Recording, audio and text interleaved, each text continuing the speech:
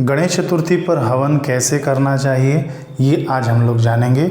जो शुभ मुहूर्त दिया हुआ है दोपहर का, उसी के बीच में आपको ये हवन करना है। शुभ मुहूर्त आपको स्क्रीन पर दिख जाएगा, गणेश चतुर्थी के दिन वाला। ये आपको 7 तारीख को हवन करना है। बाकी ये हवन आप हर महीने में आने वाली चतुर्थी पर भी इसी प्रकार से आप हवन कर सकते हैं। देखिए, मैंने एक पात्र लिया हुआ है। पात्र के अंदर आप कैसा भी पात्र ले सकते हैं, मिट्टी का पात्र हो अथवा तो तगाड़ा हो, कोई भी बर्तन हो, बस आपको बर्तन नुमा चाहिए। आप ये ऐसा नहीं हो आपके पास तो कोई दिक्कत नहीं है, आप लोग कोई भी बर्तन ले सकते हैं।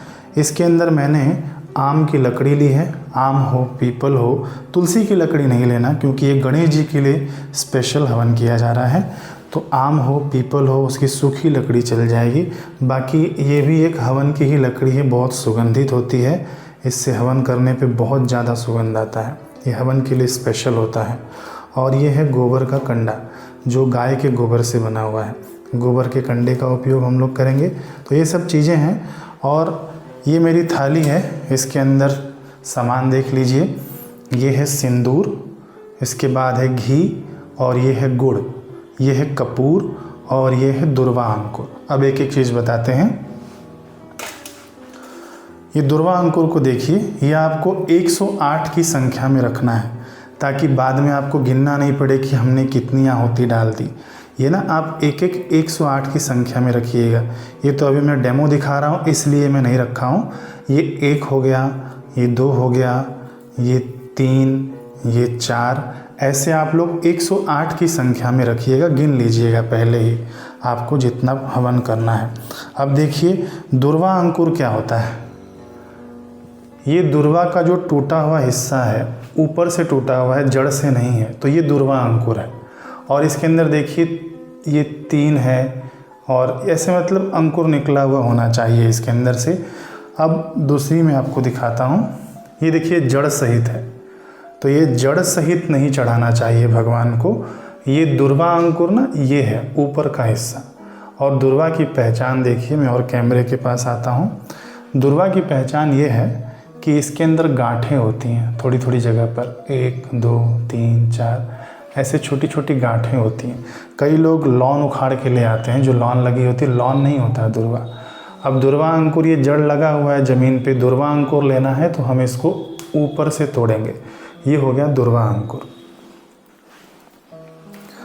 अब हमारी थाली में कपूर है।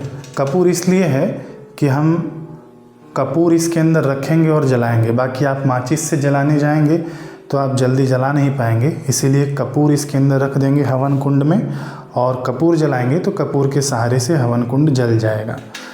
सिंदूर इसलिए रखा हुआ है कि जब हम आहुति देंगे, आप 108 दुर्वा अंकुर गिन लेना।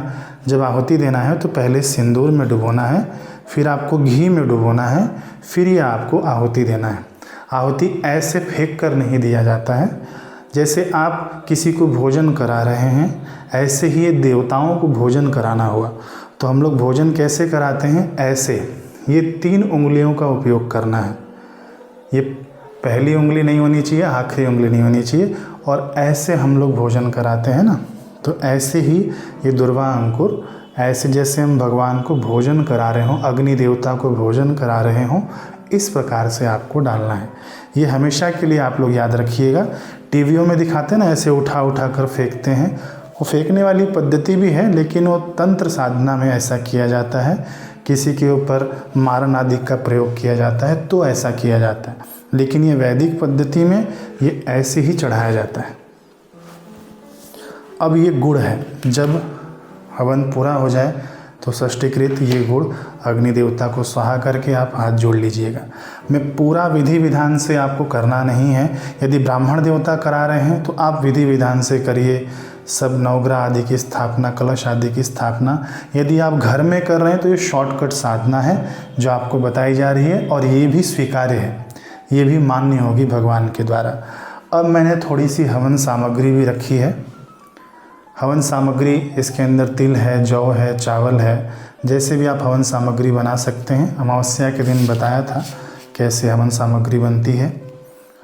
अब हम लोग अग्नि प्रज्वलित करेंगे और आहुतियाँ डाल के देखते हैं कैसे होता है। सबसे पहले आप अपने आप को तिलक कीजिएगा, फिर हाथ धोकर ये हवन का प्रोसेस शुरू कीजिएगा।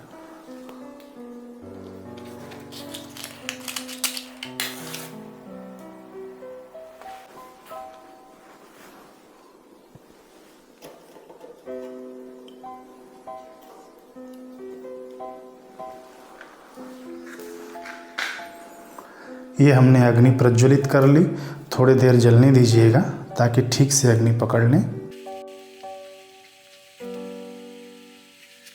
सबसे पहले हाथ जोड़कर हम अपने गुरुदेव से प्रार्थना करेंगे।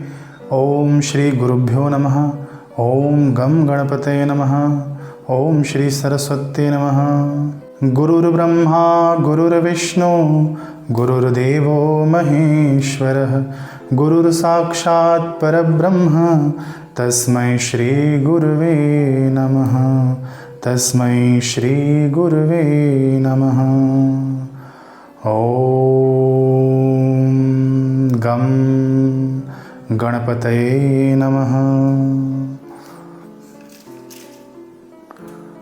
ओम गम गणपतये नमः स्वाहा, ओम गम गणपतये नमः स्वाहा, ओम गम गणपतये नमः स्वाहा,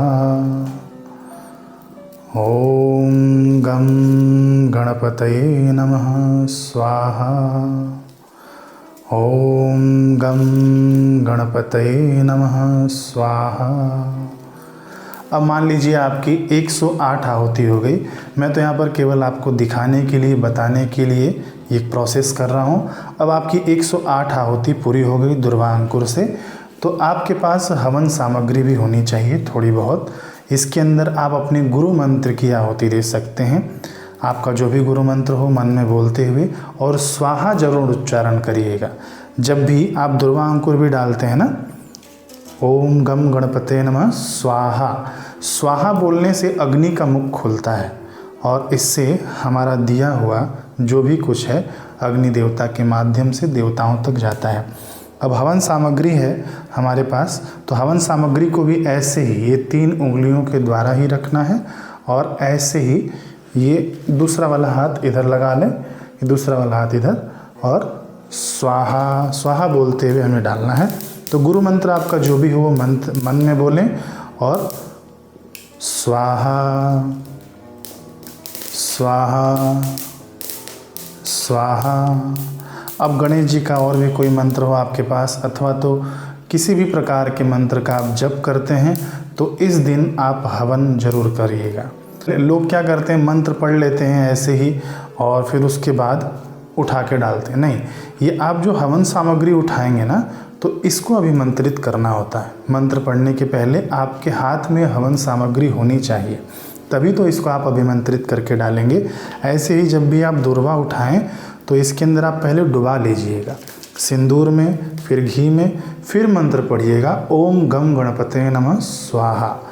अब देखिए, ऐसे ही कोई भी मंत्र हम पढ़ते हैं तो पहले हमारे हाथ में हवन सामग्री होनी चाहिए, उसके बाद मंत्र पढ़िए ताकि ये अभिमंत्रित हो और ये हम लोग अग्नि कुंड में डालें।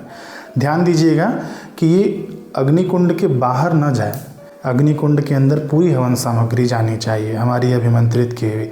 जैसे मैं महामृत्युंजय मंत्र का यदि हवन करता हूँ तो पहले मैं अपने हाथ में उठाऊँगा, फिर महामृत्युंजय मंत्र पढ़ूँगा ओम हौम जूम सह ओम भूर्भुवस्वः ओम त्र्यंबकं यजामहे सुगंधिं पुष्टिवर्धनम् उर्वारुकमिव बन्धनान् मृत्युर्मुक्षीयमामृतात् ओम स्वः भुवः भुः ओम सह जूम होम ओम स्वाहा। ऐसे ही किसी भी प्रकार के आप मंत्र का जप करें तो आखिरी में स्वाहा बोलें और पूरी की पूरी हवन सामग्री इस प्रकार से भीतर जाए।